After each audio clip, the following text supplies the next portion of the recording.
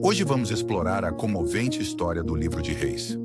Nela, um profeta é enviado por Deus a Betel para transmitir uma mensagem urgente ao rei Jeroboão de Israel.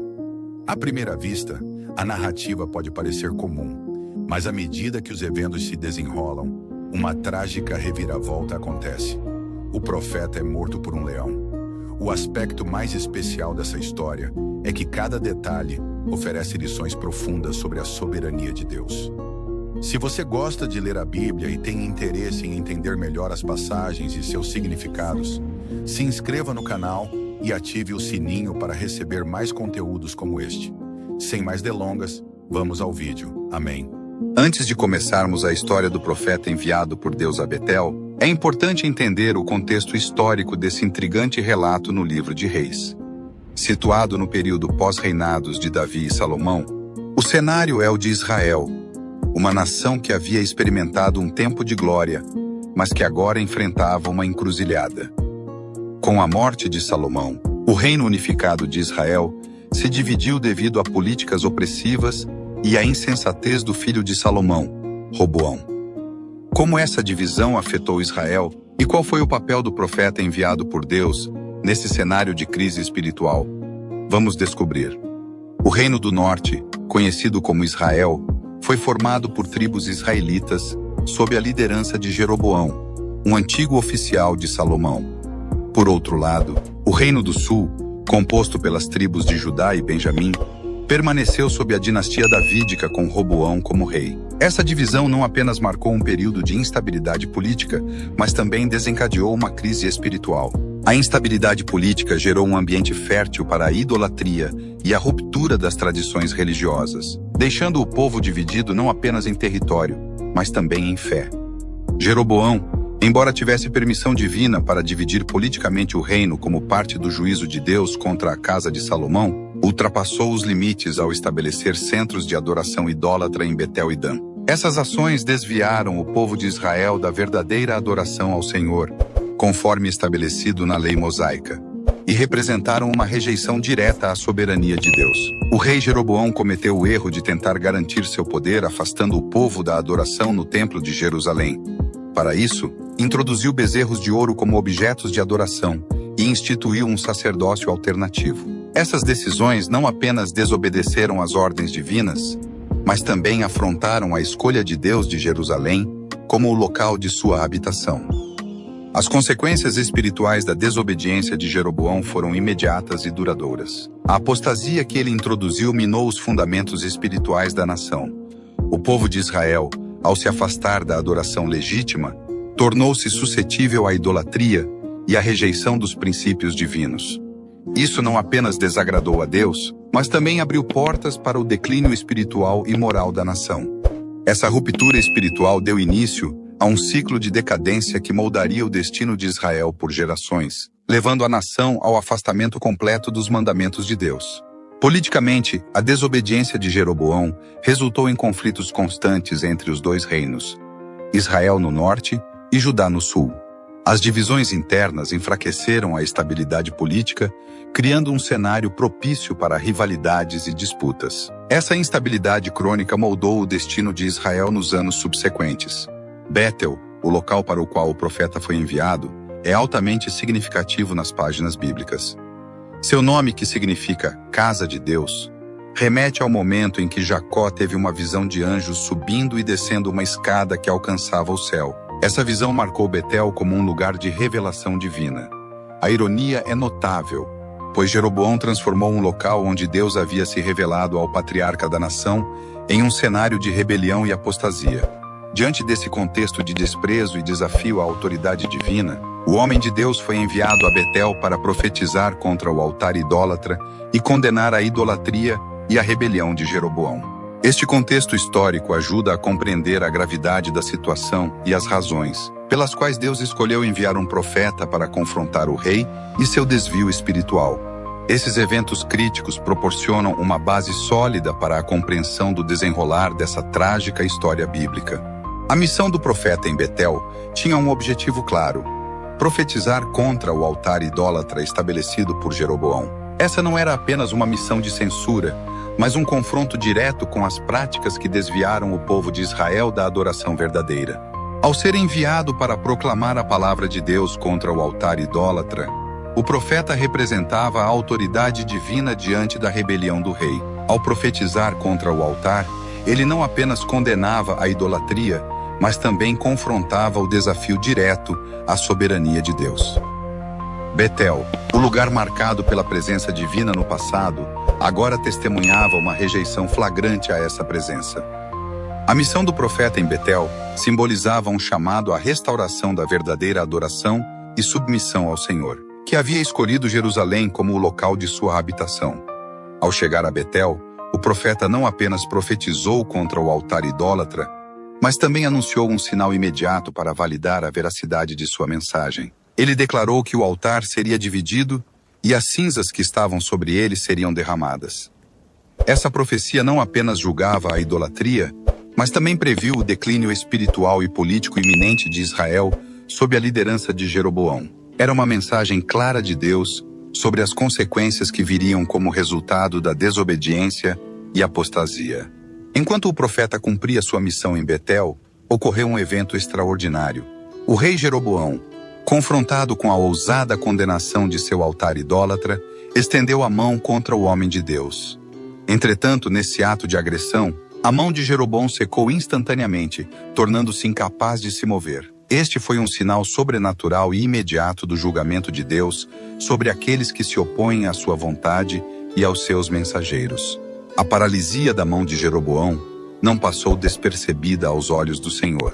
E esse acontecimento extraordinário serviu como uma manifestação tangível do poder de Deus. Isso reafirmou a autoridade do homem de Deus e a verdade de sua mensagem, além de destacar a importância da obediência. Ao confrontar o profeta, Jeroboão desafiou diretamente a vontade divina, e o juízo de Deus foi imediatamente derramado sobre ele. Diante desse milagre, Jeroboão, humilhado e assustado, pediu ao profeta que orasse ao Senhor para restaurar sua mão.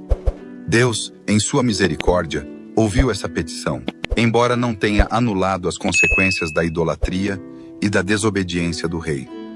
Isso demonstrou não apenas a autoridade do homem de Deus, mas também a misericórdia de Deus em resposta ao arrependimento genuíno. Essa parte da história ressalta a importância da submissão aos mandamentos divinos e adverte sobre as consequências imediatas da rebelião. Ela oferece uma visão profunda de como Deus lida com a desobediência, ao mesmo tempo em que destaca a oportunidade de arrependimento e restauração quando os corações se voltam para Ele. Essa interação sobrenatural é um lembrete impactante da necessidade de obediência à vontade de Deus, independentemente das circunstâncias. Após esses acontecimentos, o homem de Deus também proferiu uma profecia notável sobre um rei futuro. Era uma profecia impressionante sobre um evento que ocorreria 3 séculos mais tarde, a vinda de um rei chamado Josias, que nasceria na casa de Davi. Diferentemente de Jeroboão e de muitos que o seguiram, Josias seria um líder justo e fiel aos olhos do Senhor. A profecia implica que esse rei, em algum momento futuro, demoliria os altares idólatras e restauraria a adoração verdadeira em Israel. A especificidade temporal dessa profecia é incrível, pois apontava para um evento que ocorreria aproximadamente 300 anos após o pronunciamento do profeta. O rei Josias, ao surgir na história de Israel, cumpriria de maneira meticulosa as palavras proféticas, destruindo os altares de idolatria e restaurando a devoção ao Deus verdadeiro. Essa profecia revela a onisciência de Deus, que conhece o futuro e delineia os destinos das nações e de seus líderes. Ela também destaca a fidelidade de Deus à sua palavra ao longo do tempo, demonstrando que seus planos e propósitos se desdobram de acordo com sua vontade soberana. O cumprimento da profecia sobre Josias é um testemunho poderoso da veracidade das Escrituras e da autoridade divina sobre a história humana. No entanto, a história tomará uma reviravolta trágica, cheia de lições e significados. Após cumprir seu objetivo ao realizar as profecias em Betel, o homem de Deus decide partir e retornar a Judá. Deus então ordena ao profeta que não comesse pão, não bebesse água e não voltasse pelo mesmo caminho que percorrera ao ir para Betel. Essas instruções, aparentemente simples, carregavam um significado simbólico e uma profunda importância espiritual. Embora o profeta tivesse cumprido sua missão principal, as instruções de Deus sobre o caminho de volta ressaltavam que a obediência às ordens divinas, mesmo nas questões mais simples, era de importância fundamental. A proibição de comer pão e beber água representava uma separação rigorosa do profeta em relação às práticas comuns da vida cotidiana. Essa abstenção alimentar e hídrica não era apenas uma restrição dietética, mas um jejum simbólico de consagração e separação para o propósito divino. Essas privações físicas tinham o propósito de simbolizar a santidade da missão e a necessidade de completa dependência e obediência a Deus. A ordem para não voltar pelo mesmo caminho que tinha percorrido ao ir para Betel também tinha uma conotação importantíssima. Não se tratava apenas de uma instrução de rota, mas de um comando divino para evitar a repetição de experiências passadas e a contaminação espiritual que poderia ocorrer ao retornar ao lugar anterior. Essa mudança de caminho não era meramente geográfica, mas espiritual, representando a necessidade de evitar influências que poderiam comprometer a pureza da missão. Deus exigia que o profeta continuasse firme, não voltando ao lugar onde poderia ser espiritualmente contaminado. Essa instrução destacava a necessidade de manter a integridade espiritual e não permitir influências negativas ao longo do caminho de volta. Essas diretrizes eram, portanto, um chamado à completa dedicação e separação para a missão específica que o profeta tinha em Betel. Cada proibição alimentar, hídrica e direcional era um teste prático da necessidade de obedecer a Deus incondicionalmente e permanecer livre de qualquer contaminação mundana. O momento crítico na vida do profeta se desdobra não apenas nas interações com Jeroboão ou no cumprimento da profecia, mas nas decisões pessoais e nas atitudes durante sua jornada. Contudo, antes de iniciar seu retorno, o homem de Deus se depara inesperadamente com um velho que se dizia profeta de Betel. Este velho profeta, ao tomar conhecimento das ações do homem de Deus, decide segui-lo e buscá-lo. O encontro entre esses dois personagens é crucial para a reviravolta na história. O velho profeta, aparentemente um companheiro fiel na fé, alega ter recebido novas instruções de um anjo do Senhor, que contradizem diretamente as ordens específicas que o homem de Deus havia recebido de Deus anteriormente. O velho profeta convida o homem de Deus a ir até sua casa para comer pão e beber água, indo diretamente contra as restrições divinas. O homem de Deus, inexplicavelmente, cede à persuasão do velho profeta e concorda em acompanhá-lo. Já na casa do velho de Betel, o homem de Deus come pão e bebe água, contrariando as ordens divinas. Esse momento é revelador e traz uma importante reflexão sobre a vulnerabilidade humana, à influência e ao engano, mesmo por parte daqueles que aparentemente compartilham da mesma fé.